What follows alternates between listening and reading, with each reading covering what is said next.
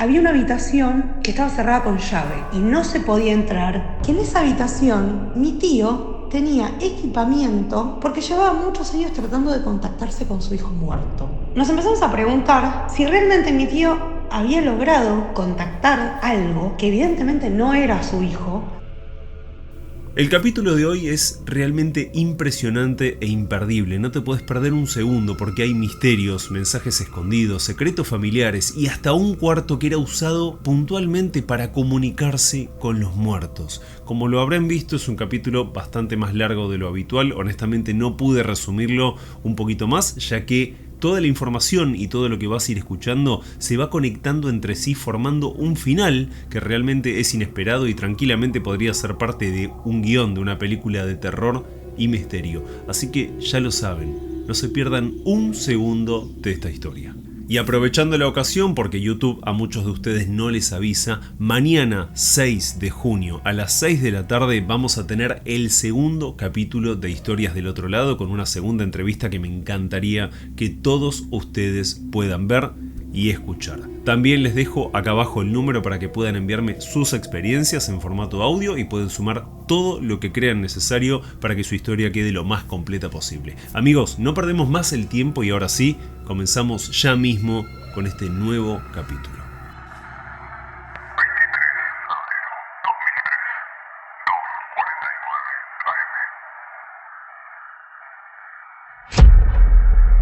Bueno, esta historia comienza en Berisso. Yo tenía un tío político casado con una de las hermanas de mi mamá que era ruso y habían venido con su hermana desde muy chiquitos a Berisso, que es la capital provincial del inmigrante. Ellos eran muy chiquitos, él y la hermana, y habían traído cosas de Rusia con los padres que habían quedado con mi tío. Yo esto me entero 30 años después del fallecimiento de mi tío, ¿no?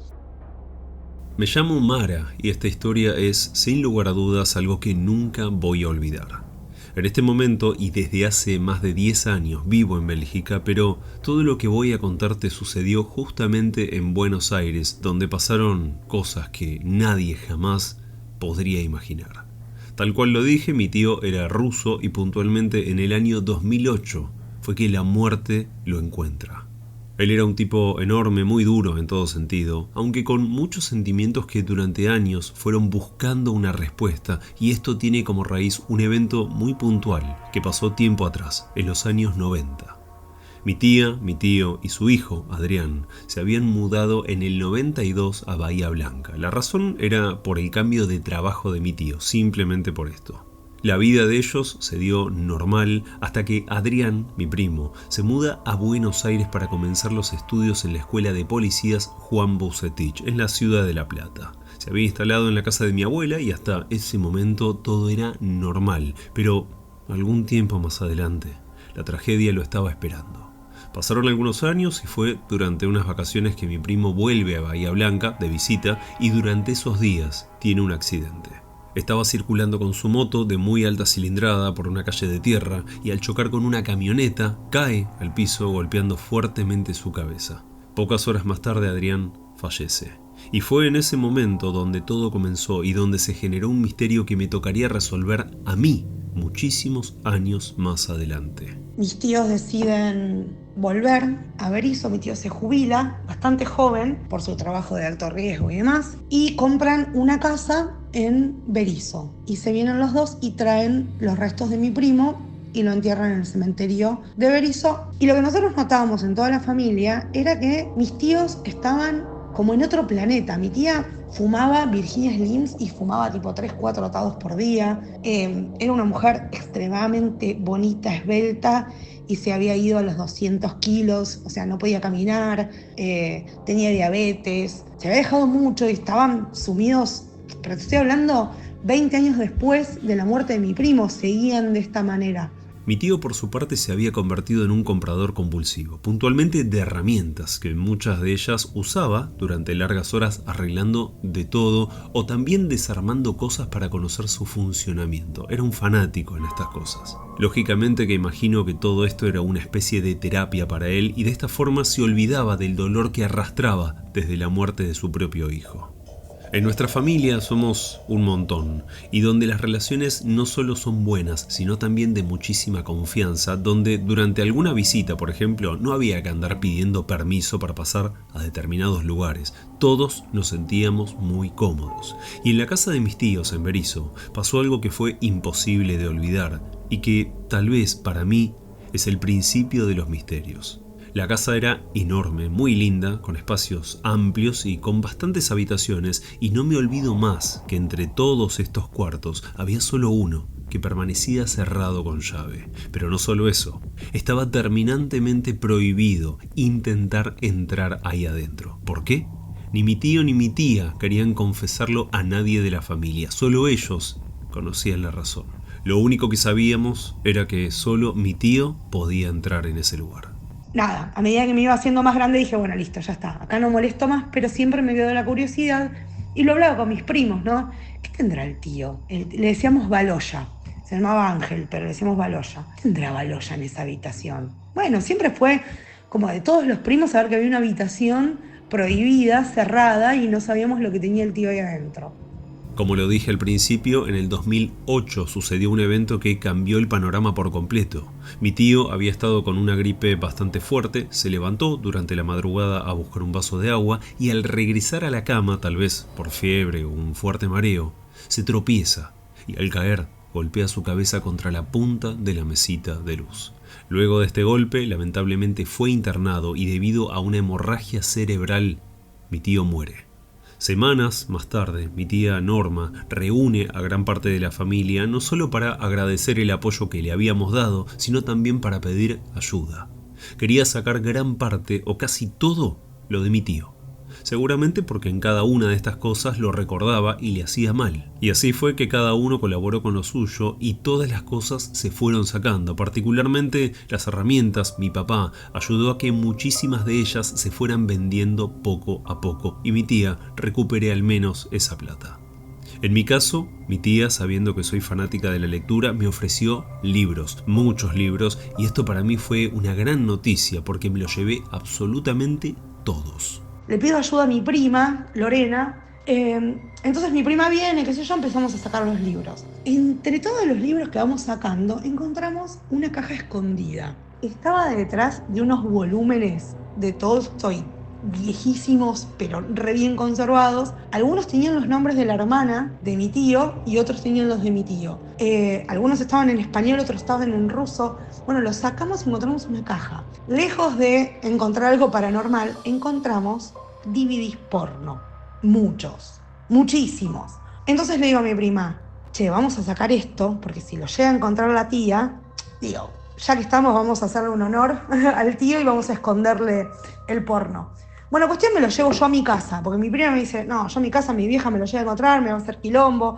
Digo, bueno, me lo llevo yo vivía sola en ese momento, y lo llamo a un amigo mío, y le digo, Marquitos, ¿te los puedo dar a vos? Él vivía sola también, mi amigo, qué sé yo, sí, bueno, agarro y le di la caja. Bueno, quedó ahí.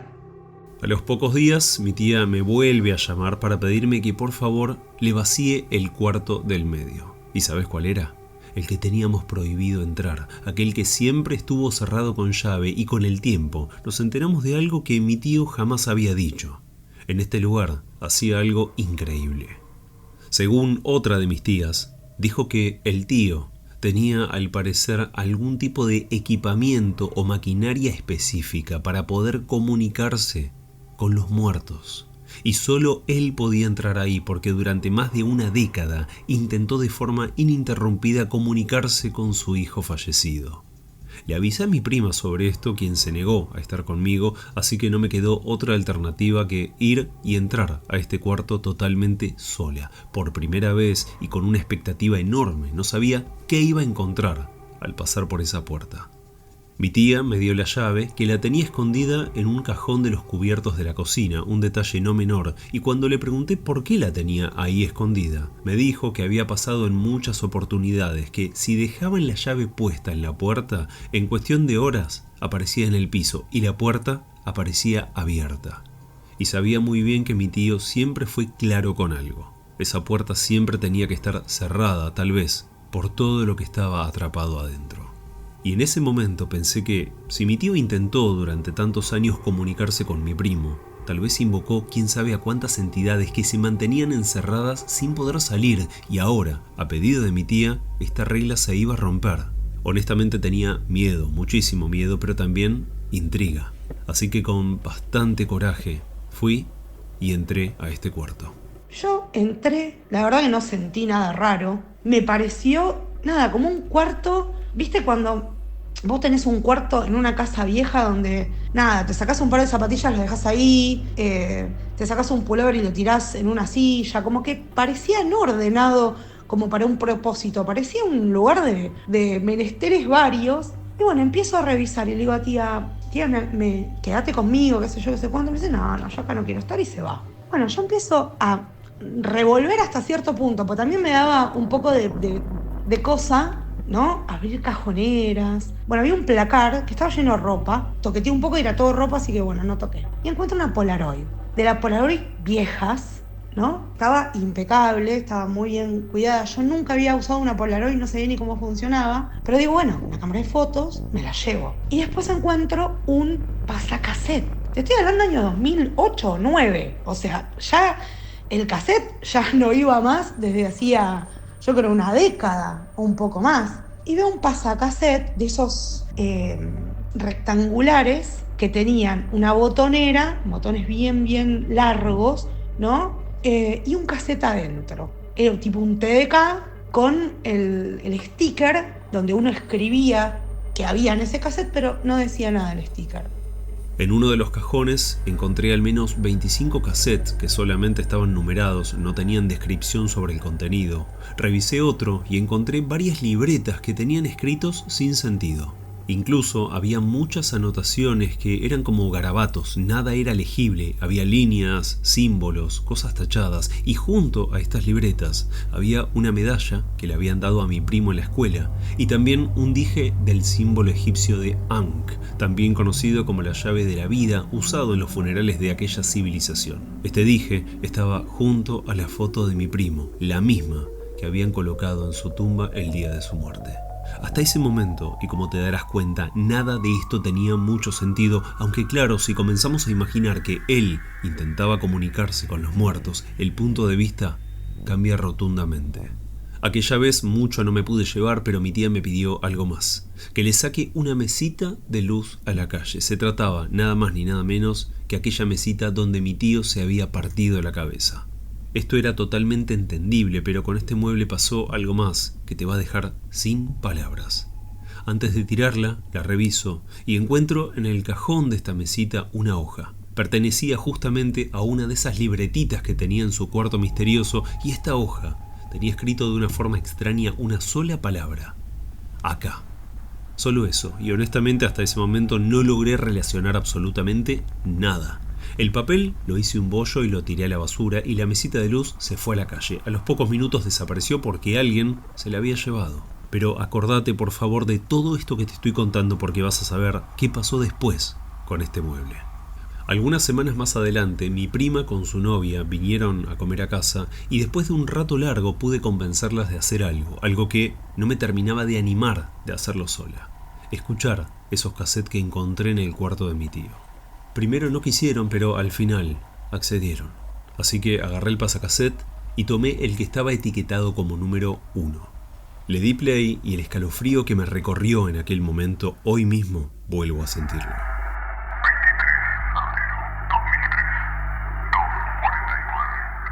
Se escuchó en los primeros segundos la voz de mi tío diciendo fecha y hora, 2:50 de la madrugada. Luego de esto se escucha cómo camina, abre la puerta, la cierra y cierra con llave. Es decir, que dejó dentro de este cuarto el aparato grabando totalmente solo. Escuchamos los 45 minutos y no sentimos absolutamente nada. Dimos vuelta al cassette y otra vez lo mismo. La voz de mi tío diciendo la fecha, la hora y saliendo del cuarto. Esa noche escuchamos varios de estos cassettes. De alguna manera teníamos la sensación de que en alguno algo pasaría, más aún por lo que mi tío estaba intentando hacer, o al menos es lo que todos creemos: comunicarse con su hijo muerto, o más bien intentar recibir algún mensaje de él. Algo particular es que todas las grabaciones comenzaban siempre 10 minutos antes de las 3 de la mañana. Seguramente algo tenía que ver, tal vez algo que él hacía antes de cada grabación estaba conectada con este horario. Finalmente ponemos el cassette número 6. Estábamos tomando mate, mientras tanto charlábamos sin dejar de prestarle atención a las grabaciones, y fue ahí cuando escuchamos que dentro del audio una persona dice: no fue un sonido como si alguien hablara al micrófono directamente, fue más bien algo metálico pero muy claro al mismo tiempo. Y recordemos que durante los 5 cassettes anteriores el sonido era solo el del ambiente, no se escuchaba absolutamente nada, porque incluso era un cuarto sin ventanas. Fue muy intenso para nosotras tres escuchar esto, nos asustamos, y para mí un poco más estremecedor, ya que si recordás, en la mesita de luz encontré un papel de una de las libretitas que tenía justamente escrita la misma palabra.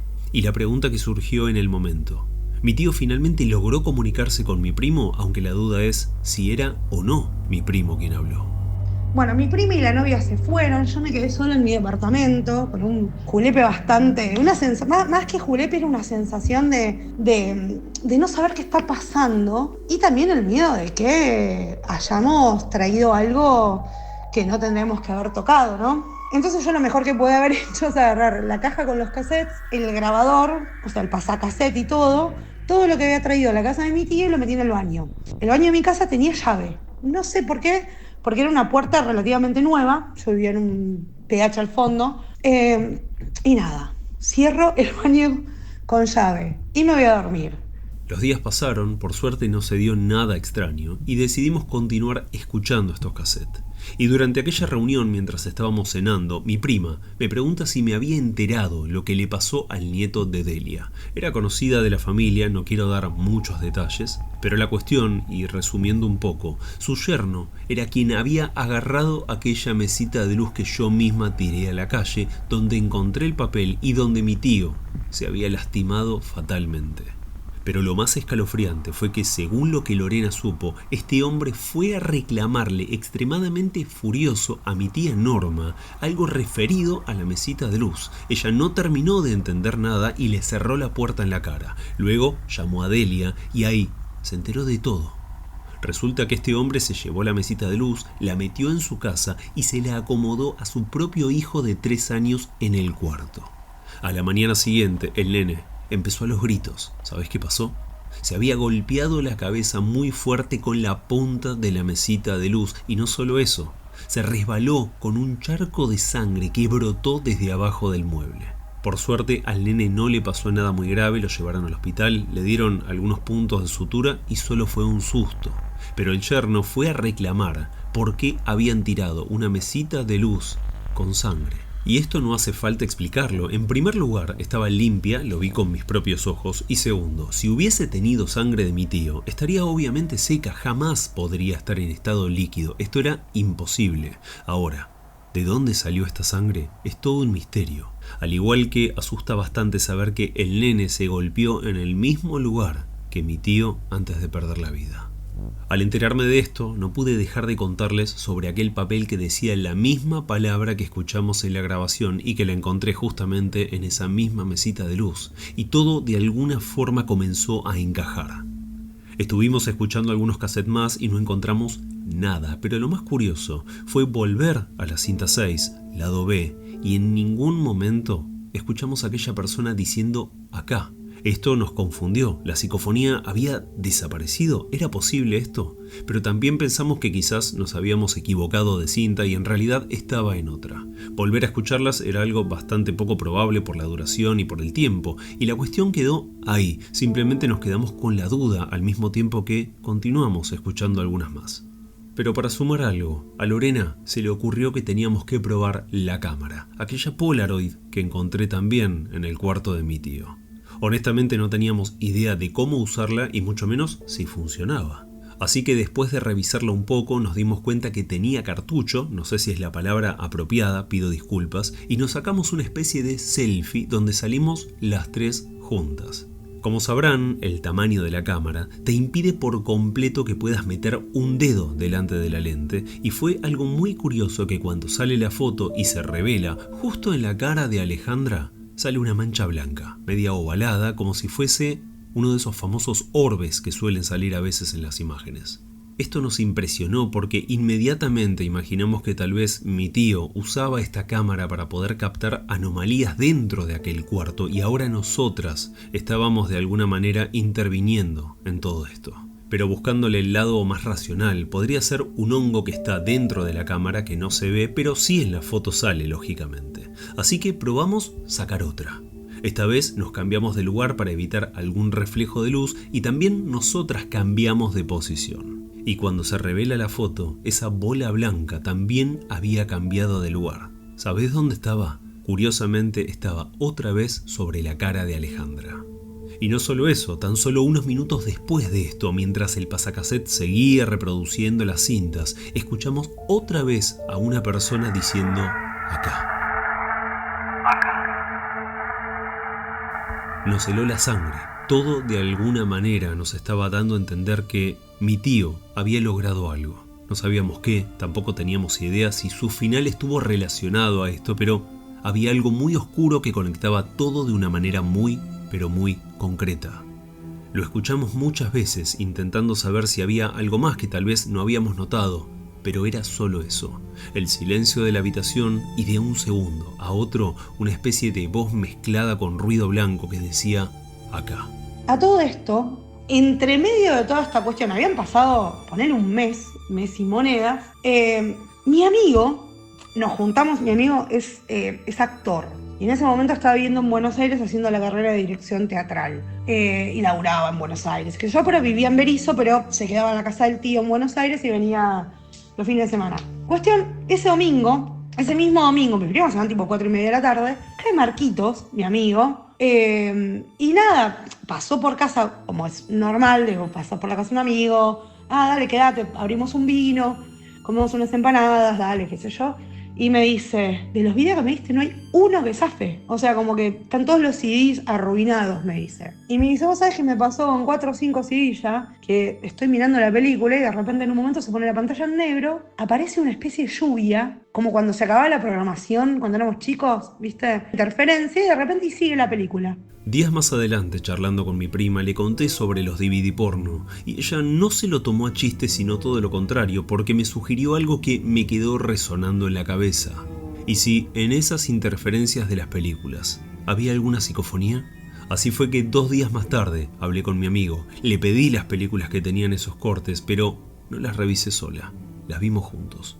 Reconozco que fue un momento un tanto bizarro e incómodo hacerlo con mi amigo, pero no quedaba otra. Así que mientras tomábamos mates, nos pusimos a verlas buscando esos momentos claves. ¿Y sabes qué? Jamás aparecieron. Habían desaparecido por completo mientras que él juraba que habían estado. ¿Era posible que estas manifestaciones se dieran en diferentes momentos totalmente al azar y desaparezcan incluso? Posiblemente sí, porque era lo que estaba pasando. Estos DVDs me los llevé y los volví a revisar y fue un baldazo de agua fría que en un determinado momento se pone la pantalla con lluvia como cuando antes se cortaba la transmisión y en ese momento de fondo se escucha una voz muy clara que decía acá.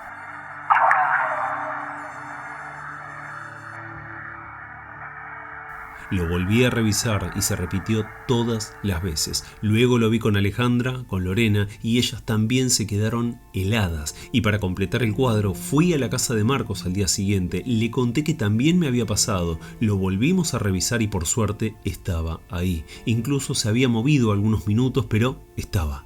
Interferencia con lluvia y una voz que decía acá. Entonces cuando Marcos ve mi reacción ante la interferencia, no sé qué cara habré tenido, que me agarra del brazo, o sea, me pone la mano y me dice, Mara, ¿qué te pasa? Bueno, y ahí, nada, le conté todo. Bueno, y me dice, a ver, mostrame las fotos, las de la Polaroid, ¿no?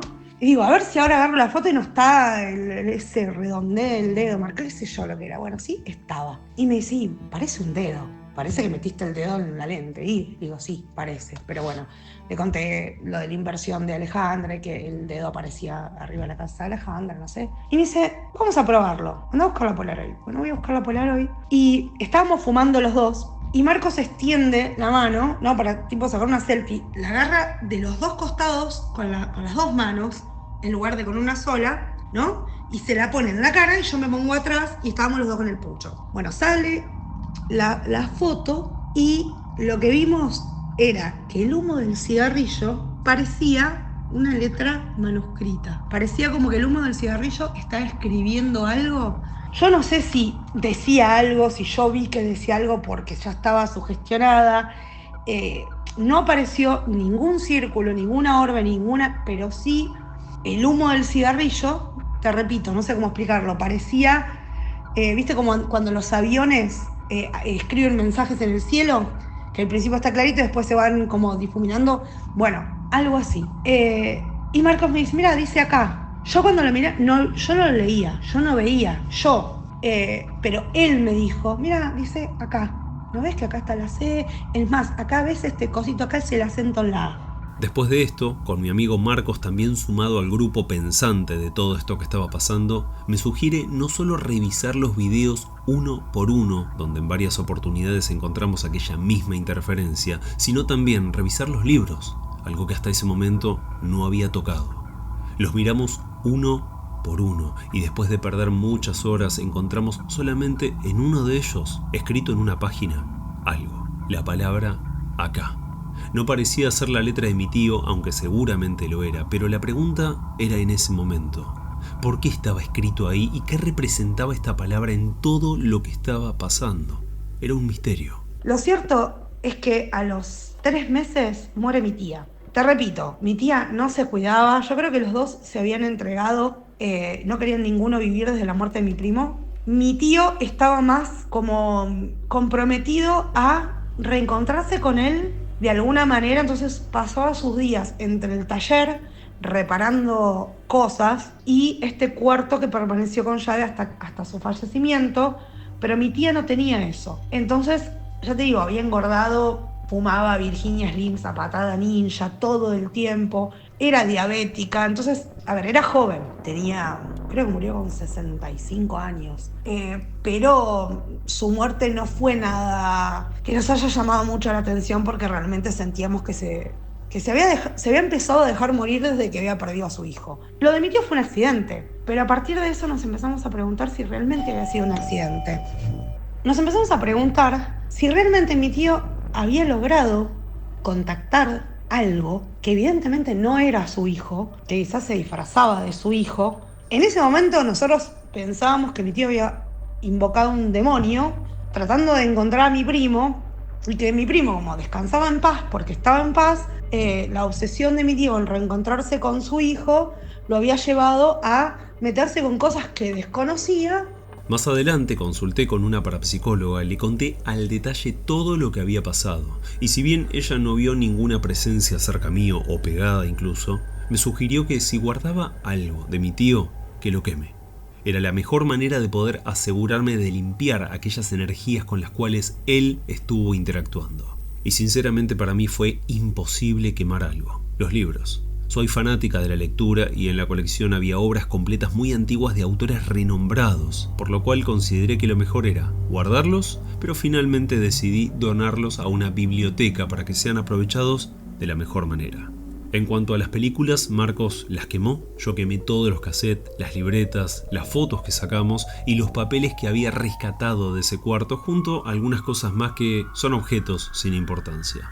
Lo único que no pude quemar fueron los libros, como ya te conté, y también algo: la cámara, que hoy en día está colgada como decoración en lo que fue el taller de mi papá.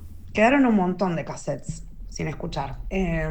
Las libretas realmente no intenté leerlas, las quemé, como te decía antes. Pero mi pregunta es, y más que nada, es a los miembros del canal que yo desde que empecé a seguir el canal y escuché las historias, la gente que hace comentarios o por ahí se presentan historias y las cosas que dicen y la información que dan, parece como que la tienen súper clara con estas cosas. Y me da curiosidad, porque esto pasó hace mucho tiempo, pero me da curiosidad de saber qué fue lo que pasó o qué puede haber pasado.